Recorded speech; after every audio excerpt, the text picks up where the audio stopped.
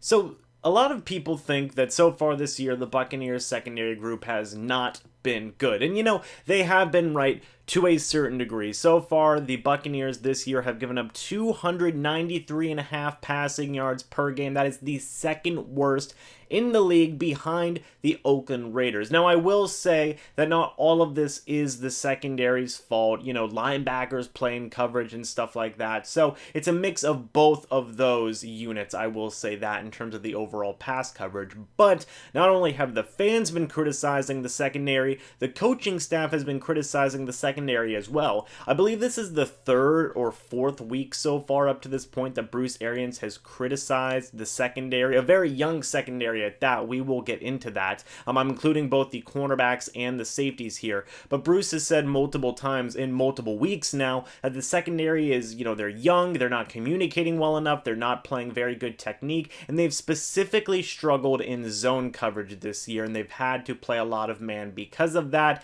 and things have just not been going great overall for this Buccaneers secondary. So we're going to address first all of the current players on the Buccaneers secondary. I'm going to first talk about the cornerback group, and then I'm going to talk about the safety group, talk about which players I think should stay, which players I think should go, be it because, they're just more likelier than not going to go, or I think that their time in Tampa Bay has just simply run out. And then I'm going to talk about what they should do in the future to go ahead and, add a little bit of, depth and pieces and whatnot to this secondary group to overall make them better for next season. So guys, without further ado, let's talk about it. Starting off with the cornerbacks here, every single guy that is in this cornerback room right now is a draft pick, okay? And a high draft pick at that. You have Vernon Hargreaves, who was a first-round draft pick in 2016. You have Ryan Smith, who was a fourth-round draft pick in 2016. You then have MJ Stewart and Carlton Davis, who were both second-round draft picks in 2018.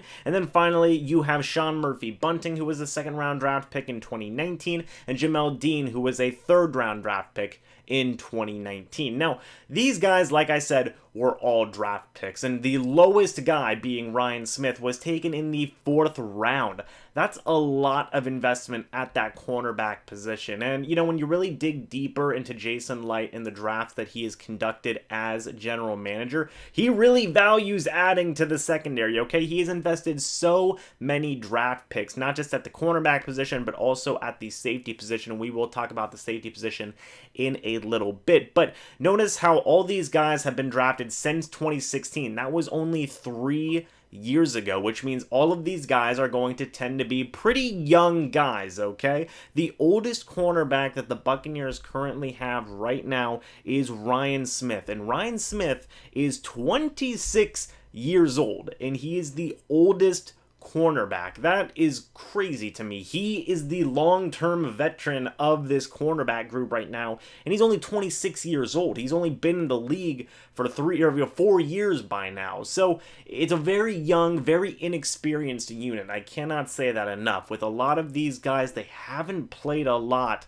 in the NFL yet. Some of these guys are still getting their feet wet. In the case of Shaun Bunting, Jamel Dean, even MJ Stewart and Carlton Davis. Those 4 guys are still getting their feet wet, getting acclimated to the NFL, and they're in starting roles right now. So obviously you are going to get some growing pains, you are going to get some hiccups and some stumblings along the way, but I think that with all the good and all the bad of this unit, there are some guys who need to stay and there are some guys who need to go. I want to talk about first the guys that I think should stay, and right now I think that Carlton Davis, Shaun Bunting, Jamel Dean, and Ryan Smith should all stay on this team for next season. And I label these 4 guys for a wide variety of reasons, but first thing I want to point out is Ryan Smith's contract does expire at the end of this season. However, Vernon Hargreaves' contract does not. He is still under contract until the end of next season, although depending on what happens with him, we will just have to wait and see. But I do want to talk about the players that I've mentioned that I think the Buccaneers should keep. Let's start with Ryan Smith at the cornerback group. He is a phenomenal special teams talent. I know he was drafted in the 4th round of the 2016 NFL draft, and he has not looked great as a cornerback. There's a reason that he's really been, maintained as just a special teams player for his tenure with the Tampa Bay Buccaneers. But Ryan Smith, in my opinion, is one of the best punt coverage guys, gunners, if you will, in the NFL today. And I think a lot of Bucs fans agree with that. A couple years ago, everybody was just slaughtering Ryan Smith. They said he's got to go. He is not worth his water. He just literally can't do anything right in terms of the cornerback position. But then he was moved to special teams and something just clicked. He is so good at covering punts. It's absolutely phenomenal. And going all the way back to a few years ago when he was covering punts with Russell Shepard, it was absolutely amazing. Both those guys were phenomenal. Ryan Smith was so good that the Buccaneers felt they didn't need Russell Shepard anymore as a special teams player. Then Josh Robinson came along and things got even better seemingly. Josh Robinson was a phenomenal special teams player. Ryan Smith outlived him by being just amazing at special teams. And now Ryan Smith's pretty much just by himself. There's not like another great second gunner with him. But the point is that Ryan Smith has outlived all of these really good special teams players because he himself is phenomenal at special teams. So I think that, you know, with his contract expiring, if you can get him on a manageable contract moving forward, you don't have to pay him a ton of money. I'm sure there's an understanding between him and the team that, hey, he's a special teams player, and if he goes into an open market in free agency, he's probably going to get paid like a special teams player. I think that is an understanding between both him and the team. So Ryan Smith, I would love to see him come back, not so much as a cornerback, but just as a phenomenal special teams gunner unit type of player. Next, I want to talk about Carlton Davis. I love Carlton Davis, okay? I have said it multiple times since the Buccaneers drafted him. He's big, he's athletic, and I think that he still has the potential to be a future #1 cornerback for this team. And I know people have been critical of Carlton Davis this year. They say he's been drawing penalties. They say, oh, he's too handsy, he's too physical. You know, he's really costing this team in certain situations. And I will say, you know, there's a lot of factors that go into the penalties. Yes, maybe in some instances, Carlton Davis, he has been getting a little bit too physical, and that does draw penalties. But we can all also agree that the, you know, officiating staff in the NFL these days has been absolutely abysmal. Okay, it's been absolutely abysmal. It has not done Carlton Davis any favors. A lot of the penalties that Carlton Davis has gotten this year, not a lot, but a large amount, a handful, I guess, if you will, Bruce has felt the need to challenge those penalties, and Bruce hasn't won a lot of those challenges, which is no fault to Carlton Davis. Bruce thought that it wasn't pass interference, so you figure that it might not have been pass interference. So the point I'm trying to make here is not all of these penalties that Carlton Davis has been getting this year has been his fault, okay? I think that that is a true statement, and I think that a lot of the evidence there supports that claim. But penalties aside, I think that Carlton Davis can do it all. Okay, he can play man, he can play zone, he plays the exact way that Bruce Arians wants his secondary to play. He is big and he is physical as can be. He's going to go up against the most physical wide receiver on another team, and he's going to take them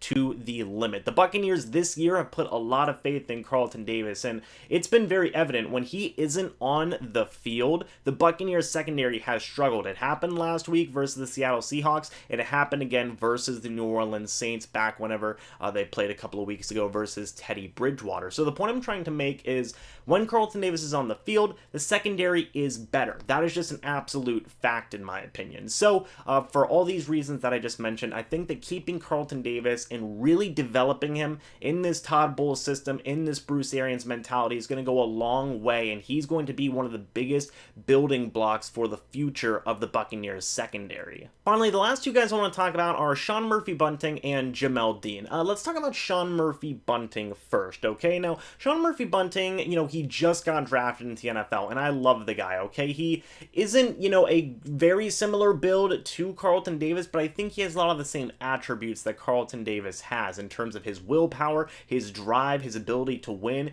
and just, you know, his raw, you know, ability and willingness to do anything that is asked of him by the coaching staff. So far this year, Bruce Arians has been very impressed with Sean Murphy-Bunting. Todd Bowles has also been impressed with Sean Murphy-Bunting to the point where Sean Murphy-Bunting wasn't a starting cornerback at the start of the year. He was initially rotating in, but he eventually usurped former starting slot cornerback MJ Stewart for his starting role, and he has not looked back. He's been getting better and better every single week. He has the mentality, I think, to be a true winner and build a winning, you know, culture for the Tampa Bay Buccaneers. And I think with just more time, more cultivation, and more training and, you know, just production, I think that Sean Murphy-Bunting is going to be one of the better cornerbacks that the Buccaneers are going to have here, be it next year, the next 2 2 years, just in the future, okay? I think that, with Carlton Davis, with Shaun Murphy-Bunting, especially those two guys, I think that you have a very solid core. Now, Shaun Murphy-Bunting, I think that he can play outside. I think that he can play in the nickel if he needs to. You can really put him wherever you need to put him. I think he's a very young guy who has a very bright future ahead of him. Same with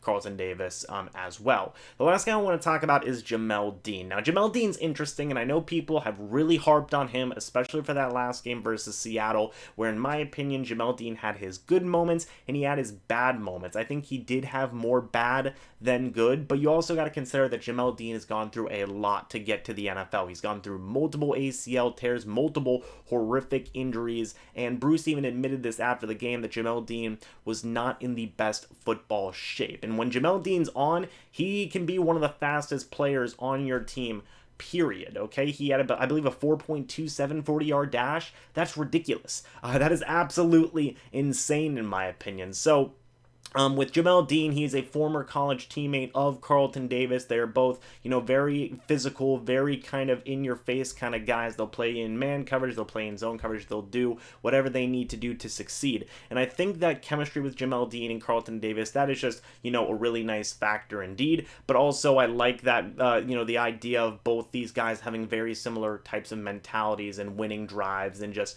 camaraderie and stuff. All of those wonderful things. But I think that also with Shaun Murphy-Bunting, they're still getting their feet wet, obviously. They've only played 8 games in the NFL so far this year, and I think with Jamel Dean, if you can tap into his just raw athleticism and his raw physicality that he has, very similar to Carlton Davis, you can have a really special cornerback there. So I think with Jamel Dean and Shaun Murphy-Bunting, they are still working their way on things. They're getting better every single week, especially in the case of Shaun Murphy-Bunting, and then in the case of Jamel Dean, I think we just have to give him more time. He is still coming back from injuries that have been nagging him since the start of this year. So those are the 4 guys I think the Buccaneers should keep. Ryan Smith more for his special teams play, and then I think that with Carlton Davis, with Shaun Murphy-Bunting, and with Jamel Dean, you really have something there with those 3 guys. Maybe it might not be next year per se where all 3 of them are starters, but I think Carlton Davis, not only can he be a starter right now, I think he could be your number 2 cornerback next year, maybe even number 1 if you needed him to be. And I think in the case of Shaun Murphy-Bunting, he could be your starting nickel next year. And then Jamel Dean, I think that he still has a ways to go, a little bit more so than Shaun Murphy-Bunting and Carlton Davis, but I think that all 3 of those guys have very bright futures. Finally, I want to talk about the 2 players that I don't think the Buccaneers should keep in their cornerback room, and that is Vernon Hargreaves and MJ Stewart. Let's talk about Vernon Hargreaves first. That's a big one. Vernon Hargreaves, to start his career, really had a rough go of things, okay? He kept on getting hurt. He kept on, getting put down on the IR, and things just didn't seem like they were ever going to materialize. Vernon Hargreaves showed some good things in his first couple of years before he went down with injury, but that was the big knock on him, was his injuries. The first 3 years even, I guess you could say. Now he's in year 4. He's healthy. He was ready to go. And to start things off in training camp and preseason, he looked amazing, okay? He looked like a phenomenal cornerback. He was reading routes correctly. He was doing a phenomenal job of just making interceptions and making plays in the preseason and training camp. And then when the regular season hit, things just all kind of fell apart. Things have not been going great for Vernon Hargreaves this year. He has been getting a little bit better the past couple of weeks, but to start off the year, the first 6 weeks were just really not good. He was getting beat left, right, and center, and he was going up against some really good wide receivers, but, this is a guy that a lot of people thought was going to be, not an elite cornerback, I guess you could say, but they thought that he was going to be a very solid number 1 cornerback for this team when he was drafted, and that just hasn't been the case yet. Now, he could still have next year to improve on things, but I think when everything's said and done, I don't know if the Buccaneers are going to keep him until next season. I think that he has struggled this year, and I think that has frustrated both Todd Bowles and Bruce Arians a lot. Bruce Arians has said multiple times this year that the communication has not been well, and that they've lacked technique, and that they've lacked physicality. And I think that Vernon Hargreaves has been suffering from all 3 of those things this year, and I think that at the end of the day, that is going to contribute to him, potentially going into free agency and going to another team. Could definitely, not be the case. He still is under contract until the end of next season, so they could obviously keep him and just, ride the course and just maybe add another cornerback or two. But for my guess, I tend to say that, Vernon Hargreaves, he has been struggling this year, and I don't know if he is going to stay on the Tampa Bay Buccaneers. Next, we can talk about MJ Stewart, and I flat out, I'll just be honest, guys, I think MJ Stewart's going to be gone. He's been inactive for multiple games this year. He had the same treatment that Noah Spence had last year. Noah Spence is gone from the team, unfortunately, in my opinion. But, the point I'm trying to make is usually when a guy becomes inactive for multiple games in a row, that just usually means that the coaching staff has lost a large amount of confidence in him. I think that, he was usurped from his starting position by Shaun Bunting, and now he has been regulated to being inactive in multiple games. I just don't think he's going to stick on this roster. I definitely think he will get a chance with another team somewhere down the line. I just think that the Buccaneers will more likely or than not cut ties with MJ Stewart after the end of this season. With all that being said, what should the Buccaneers do upcoming to fix this secondary group? Well, like I said, you can keep guys like Carlton Davis, Shaun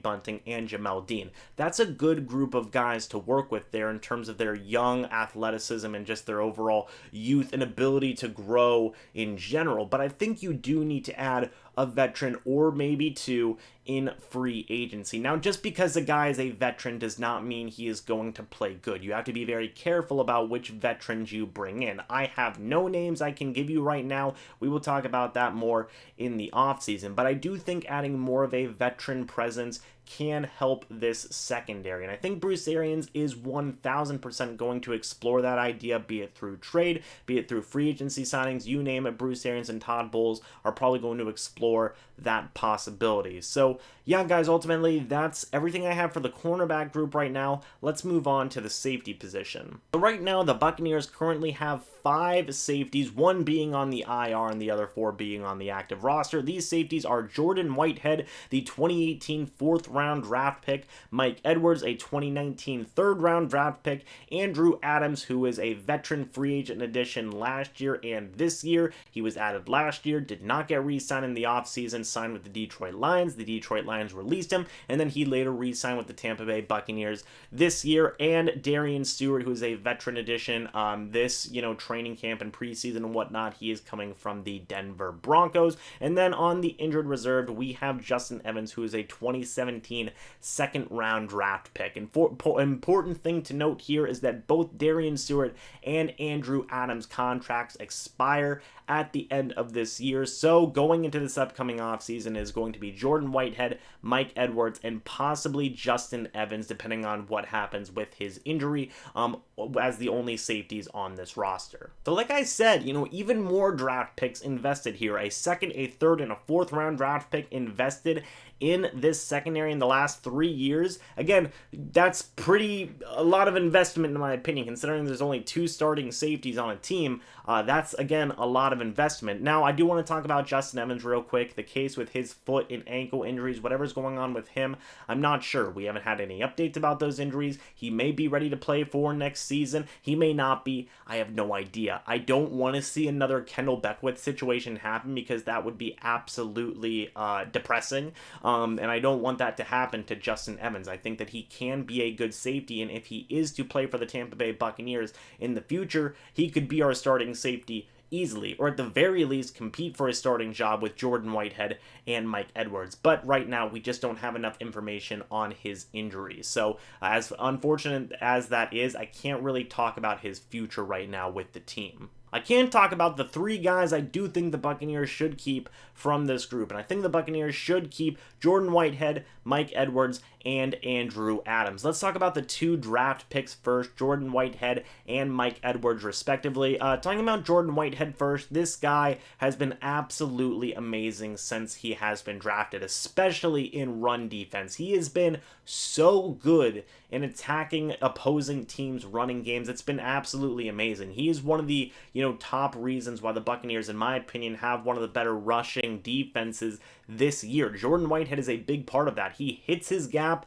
as a safety in the backfield and tackles that running back in the backfield, for a tackle for loss, and it's absolutely amazing to see. He's a tackling machine. Yes, he doesn't bat 1,000. He's going to miss a tackle here or there, but everybody does eventually. He's been a really solid contributor in the run game, and I think overall he has done enough in the passing game to do pretty good at that as well. He's getting better every single time I see him play. I think that he's going to be a true leader for the Buccaneers secondary moving forward. And also, just fun note, him and Carlton Davis are like best friends, so that's just awesome, okay, that those two guys have such amazing potential and they have bright futures ahead of them, and they're basically like best friends. I love that. But moving forward to Mike Edwards, again, he's still getting his feet wet, much like what I said with Shaun Bunting and Jamel Dean. He hasn't been a starting guy for a lot of this year. Mainly that's been Andrew Adams and Jordan Whitehead. He did start at the beginning of the year, but he slowly but surely has been, taking a little bit more of a rotational type of role. He's not being benched by any means. He's just taking more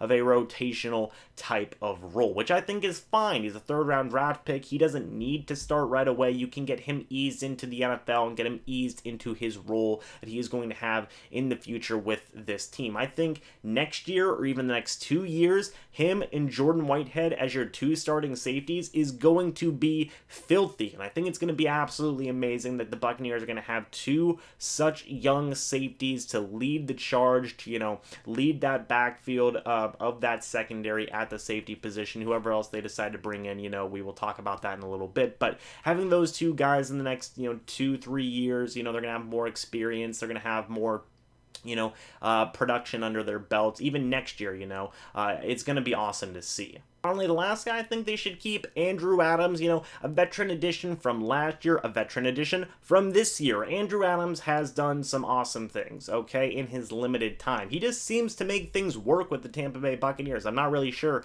how he does it. I'm not sure why the Detroit Lions cut him, but I will say Andrew Adams, he's done some awesome things. I'm happy that he's back on the team. I think they should re-sign him. I believe he's only 27 years old. Sign him to a maybe a 2-year deal. I'm sure you don't have to pay him a lot, and he will be a solid contributor. Jason Light knows him from last year. Now Bruce Arians and Todd Bowles know him from this year because obviously the coaching staff's changed, and I think that overall a lot of people in the Buccaneers organization, in the front office and on the coaching staff, has been impressed with Andrew Adams. I would love to see him back. In the case of Darian Stewart, I don't believe the Buccaneers should bring him back, and I like Darian Stewart, but I believe he is 31 years old right now. He's going to be 32 years old next season, and I just don't see things working out for him in terms of just overall providing much depth. I think that he'll probably want to go to a contender, if anything, and provide to be a depth piece over there. Maybe he'll go back to Denver. I'm not exactly sure. Maybe he'll retire. I have no idea what Darian Stewart wants to do, but I think the Buccaneers should roll with the three guys I mentioned, Jordan Whitehead, Mike Edwards, and Andrew Adams. And in terms of talking about things they could add in this upcoming year, again, a veteran presence, I guess. I don't really want to see the Buccaneers draft any more pieces of the secondary. I think we're way past that. I think we're way past investing draft picks in a secondary at this point, considering I literally just named 9 secondary players that have been invested with draft picks. So I'm done investing in the secondary with draft picks, in my opinion. I want to see those draft picks go to other positions of need, like the offensive line, among other groups. And I think that just adding a couple of veterans here or there will really bolster that kind of solid base that you have in your secondary with guys like Jordan Whitehead, Mike Edwards, Jamel Dean, Shaun Bunting, and Carlton Davis. You have Andrew Adams there. I think he could be a phenomenal veteran piece for the future. You just need to add a couple more guys, maybe a cornerback or two, and maybe just another safety. Guys, that's it for this extremely long video. I know I went basically, almost 30 minutes talking about our secondary, but I really wanted to go in depth with this and kind of give you guys my overall thoughts of what I have thought of the secondary this year and where I think the secondary is going to go in the future. Like I said, I haven't done a video like this in a long time. I have some more videos like this planned. I do plan to talk about the offensive line as well before this year is out, but I wanted to get a video like this done, really just, give out my thoughts to you guys about the secondary, and now I want your thoughts in return. What do you think about the Buccaneers secondary? Give me player by player specifics, guys. Go as in-depth as you want. I read every single comment, okay? I don't know if I've ever said that, but I do. I read every single comment. I'm reading comments every day from you guys, okay? I love your analysis, and I love reading what you guys think about the team. So let me know what you think about the secondary down in the comment section below. What do you think about the cornerbacks that the team has right now? What do you think about the safeties that the team has right now? And what would you do in the future to add and bolster this group in the future? Let me know what you think about all of that, again, down in the comment section below. And guys, thank you so much for watching this video. Hope you all enjoyed. I have a lot of content, a lot of talking points that I want to talk about in the future, and I can't wait to get to those with all of you. But guys, thank you so much for watching this video. I hope you all enjoyed, but until the next video or the next live stream, I'll see you guys in the next one. But until then, and as always, guys, goodbye for now, and go Bucs.